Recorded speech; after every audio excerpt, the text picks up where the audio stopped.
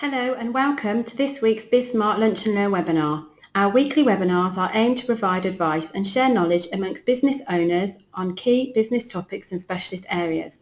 This is part of our service to our Smart Room members. If you are not already a member or a BizSmart client and would like to access our archive of webinars, then please visit our website biz-smart.co.uk and go to the Smart Room page. Our host joining me today is BizSmart Select member Jonathan Andrew from BizSmart Business Consultancy.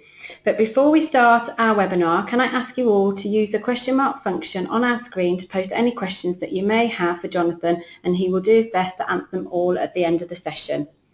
Thank you. Over to you. Okay, thank you, Caroline. So I'm Jonathan Andrew from BizSmart Business Consultancy, and I help companies to win tenders in the public sector.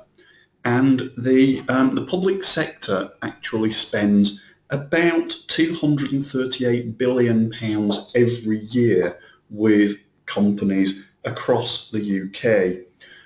The government recently set a target that 33% of that £238 billion annual spend should be spent with small and medium-sized companies.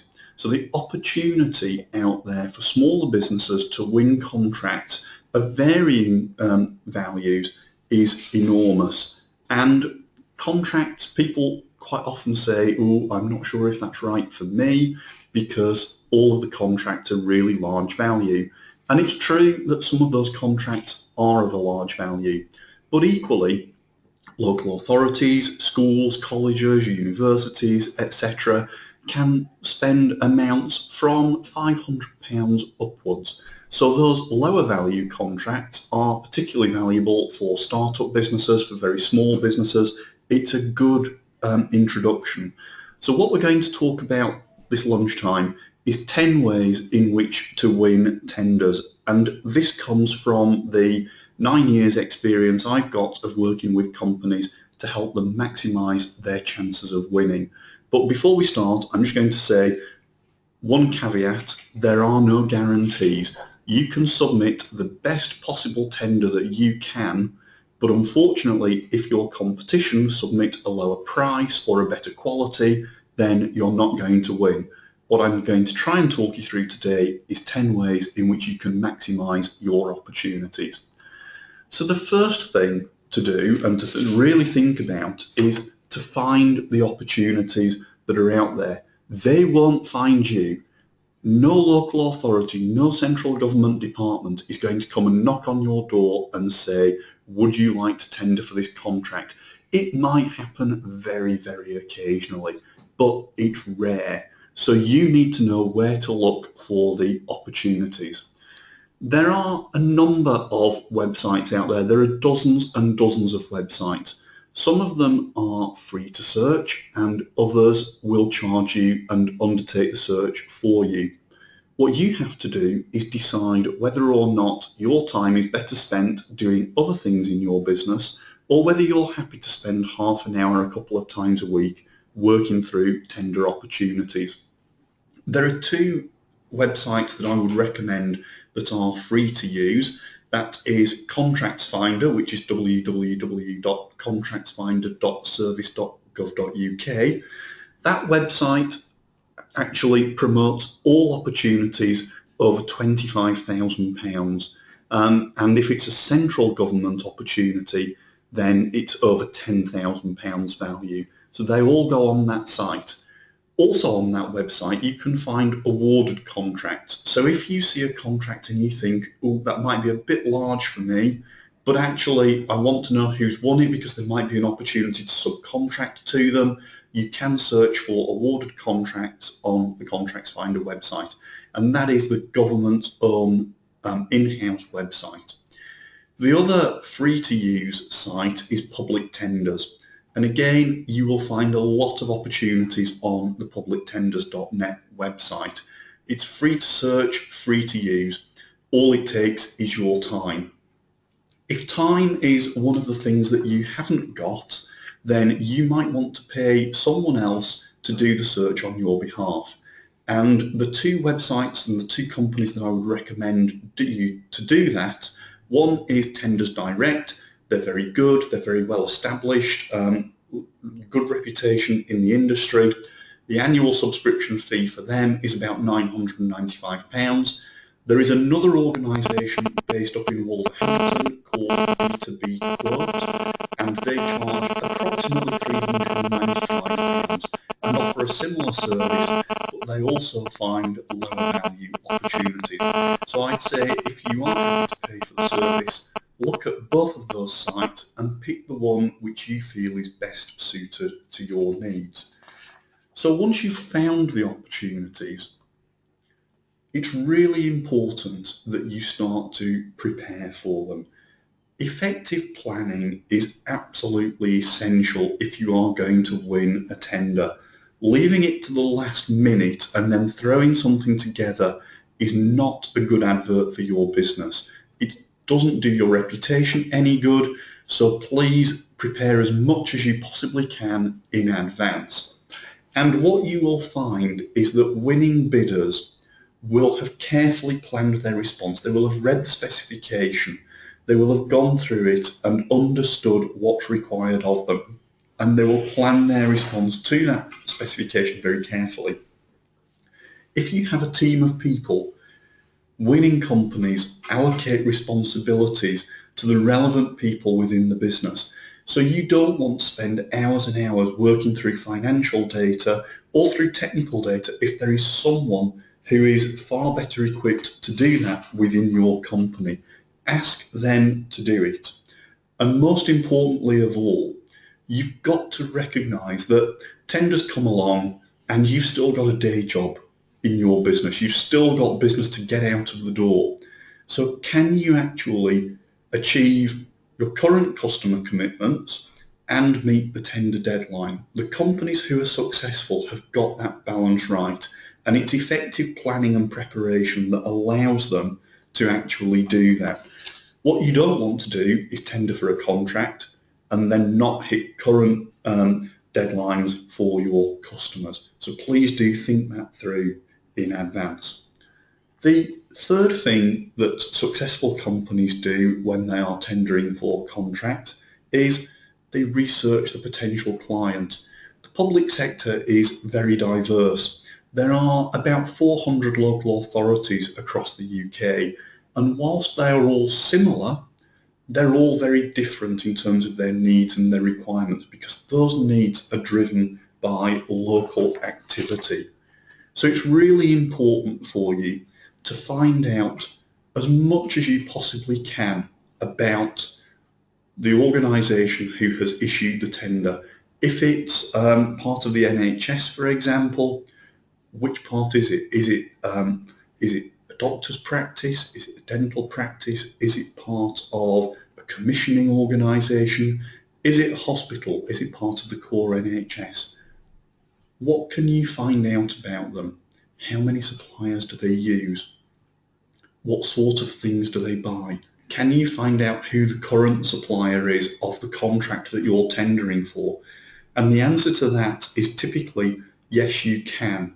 You can find that either through Contracts Finder, or you can just do a good old-fashioned search on Google and look for the contract and look at who the incumbent suppliers are. That information is very important, because if you know who the current suppliers are and you know how those current suppliers work in the marketplace, then it stands to reason that you will know what you might be able to offer that's different, that's better added value, and more closely meets that client need. Submitting tenders is actually largely about taking the risk out of a situation. So if I'm a public sector buyer and I award a contract to you, I want to be as certain as I possibly can be that there is no risk involved to me. So the more you find out about that potential buyer, then the more you can take the risk out of the proposition that you put forward. Excuse me. Again, winning bidders will always give their answers structure. So what do I mean by that? Don't just dive in and start answering a question. think back to when you sat an exam. For some of us, it's a bit longer ago than it is for others, but what you have to do is read the question, understand the question, and plan your response. So give that response some structure, a beginning, a middle, and an end. So get your key points up front, give detail in the main part of the question, and then summarise the key benefits at the end. If there is a word limit, and lots of tenders do have word limits, stick to it. Don't think they'll never count, they'll never check. Believe me, as an evaluator, I know what 500 words looks like.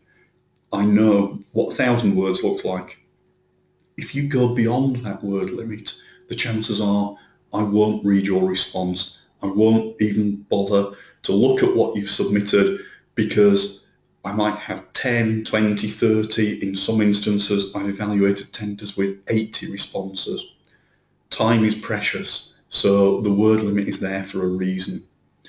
Everybody, when they answer a question, tells me how wonderful they are and how they're the best person to do the job. You need to focus on the benefits of working with you. Make sure those benefits relate back very closely to the specification and the information that's required. It's very easy to go off and answer a question but go off at a tangent. Don't do it. Always focus back on the question. So what? If you can answer the so what question, that's really important. And absolutely vital is provide evidence. If you are saying that you can do something, prove it.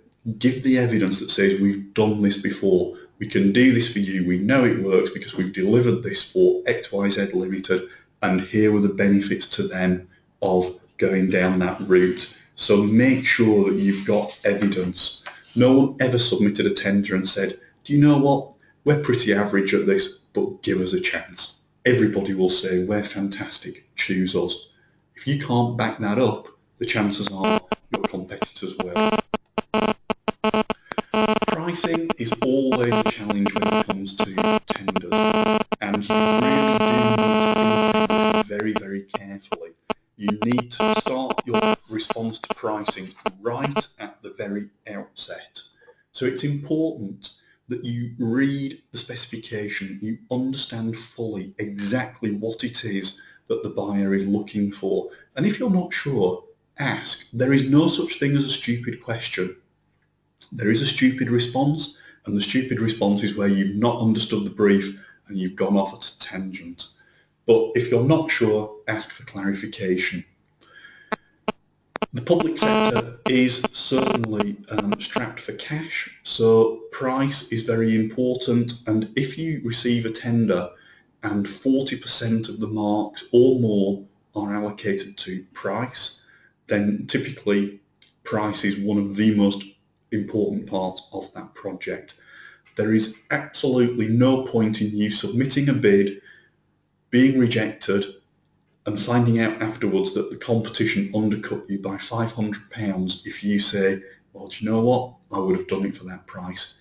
If you would have done it for less, you've got to put that in the tender, because it's very rare that there will be a second chance to go back and to renegotiate.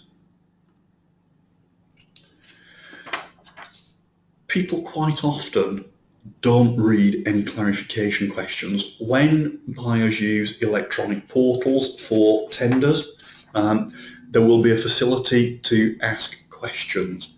It's really important that you check that e-portal regularly for clarification questions. And where there are questions and responses, please make sure you incorporate the guidance they give into the response that you provide. There's no point in them answering a question, giving you some vital hints and tips about what it is precisely they're looking for, if you then choose to ignore them. So I would always advise checking the portal on a regular basis. It's also important to make sure that you get the basics right. In every tender there will be some core criteria that will be around your accounts, around insurances. It might be around quality policies, health and safety, equality, etc.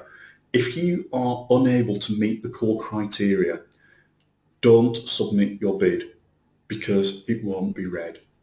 Can you answer all the pass-fail questions and pass them? So there will be a number of pass-fail questions. Some of those will be about your organisation. Are you an organisation of good standing? And that will be checks to make sure that directors, for example, have never been convicted of fraud or never been late in payment of taxes, etc.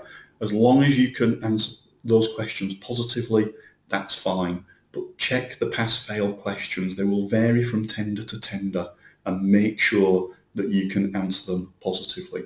The other thing that does trip people up, and it's very, very basic, it's very simple, and it's the thing that trips people up a lot with electronic bids. Have you signed your bid response? Even if that is a typed signature, if that signature box is not completed, then your bid will automatically be rejected. It doesn't matter how many hours work you've put into it, it will not even be read. So winning bidders do get the basics right on every occasion.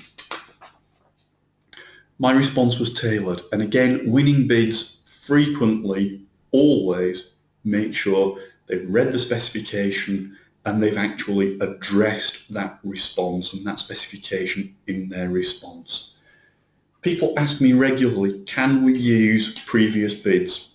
Yes, you can, but you have to be very, very careful when you're using copy and paste, because it's unlikely the specification will be identical.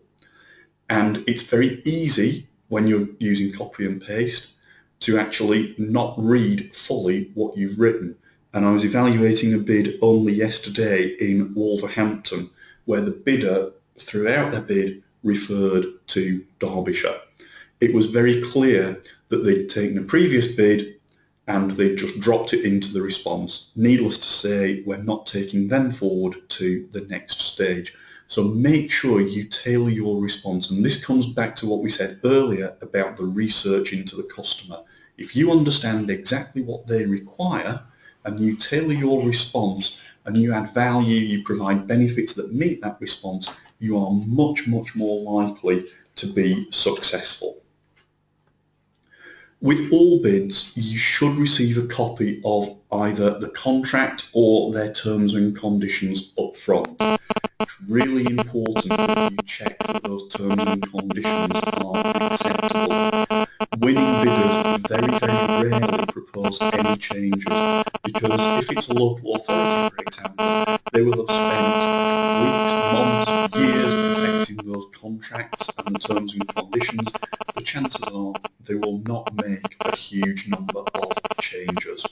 So again, really important that you understand the terms and conditions. And if their payment terms are 30 days and your payment terms are 14 days, it's unlikely that you will be able to make them change to your payment terms of 14 days.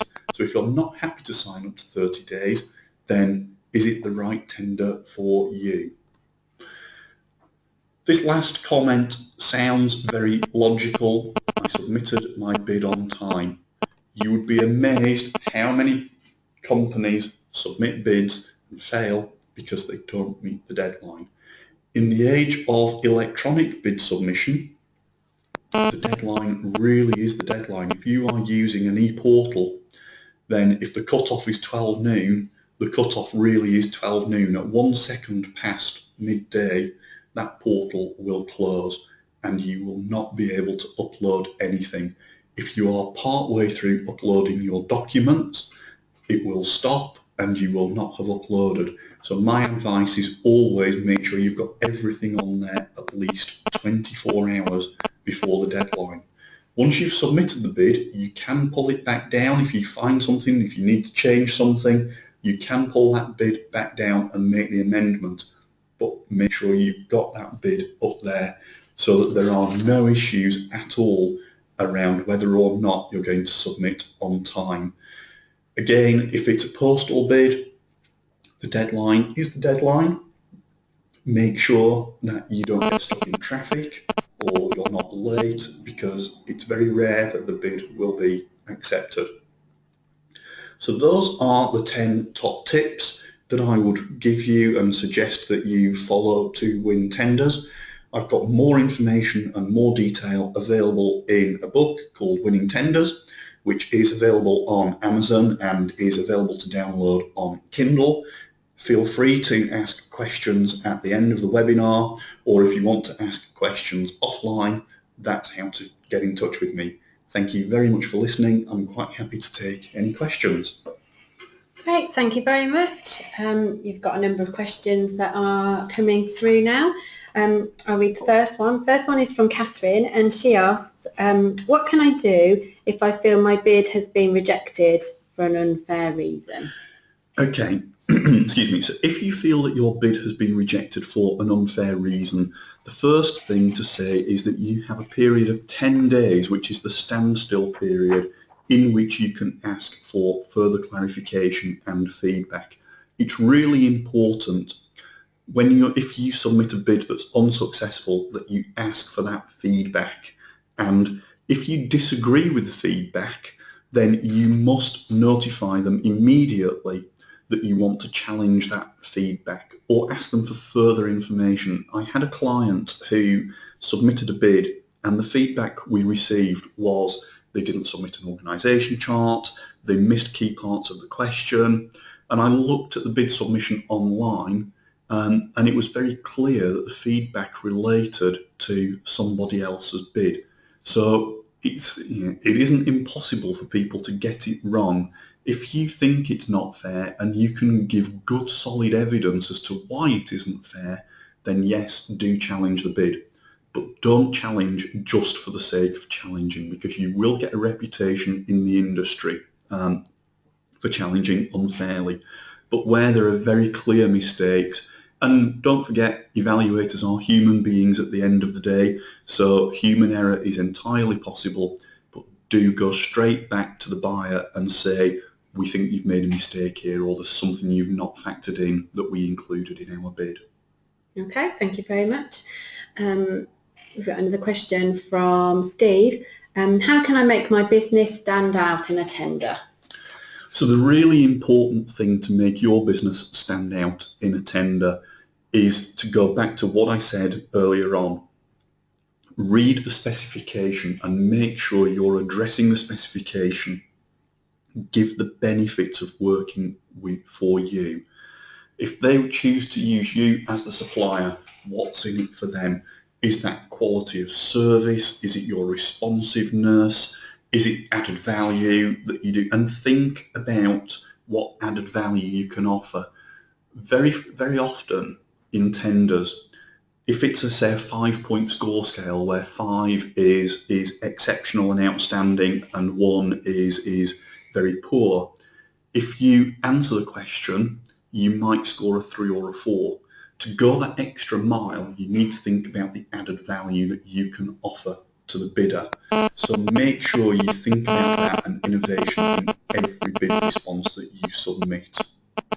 Okay, thank you. We've got a question from Philip, and he asks, is there a relation between the bid value and how much time you should typically spend on trying to win it? That is a very, very good question, Philip. Unfortunately, the answer is not necessarily. I have seen some fairly low value contracts, and I'm talking sort of £3,000–4,000 contracts where the amount of effort required has been greater than a contract worth £1 million. There will be some core questions that are fairly common across all bids, and the government and certainly the European Commission, whilst we still remain part of the EU, is working towards a single procurement document. So some questions, once you've answered them, you will be able to carry them across, and they are the basic questions. But what you need to do is look at the value of each bid to your company and think about the importance of it and think through how much time you actually then need to commit. Okay, thank you. Next question is from Gillian. Are there situations where you can meet and discuss a tender with a buyer to clarify any vague specifications? it's quite rare. Once the tender has been issued, it is quite rare that they will meet on an individual basis. But one of the things that the procurement regulations from 2015 encouraged was that they encouraged buyers to go out to the marketplace before the tender is issued. And the purpose of that was to find out from the market what's happening. And the thing to look for there is if you search on Contracts Finder, or if you pay someone like Tenders Direct, is to look for prior information notices, because they will advise you that at some point in the next few months a tender is going to be issued. And prior to the tender being issued, yes, it is very possible that the buyer will be willing to talk to you. But from an openness and transparency perspective, if they talk to you, really they have to talk to all the potential bidders, and that's why so many tenders now are issued via electronic portals through websites, so that any clarification questions and any answers can be made public to all potential bidders. So I hope that's been helpful. Look for the prior information notices, or if there is an authority that you particularly want to work with and you know that their tender is coming up in the near future, there's nothing to stop you contacting them and asking them if they'd be willing to talk to you and understand the market position at this point in time. Okay, thank you. Thank you again, Jonathan, for hosting today's webinar. I will be sending out a copy of the presentation and Jonathan's contact details out to you very shortly, so please do contact him direct if you have any further questions. But before we close, just a quick reminder, this webinar is part of our service to our Smart Room members.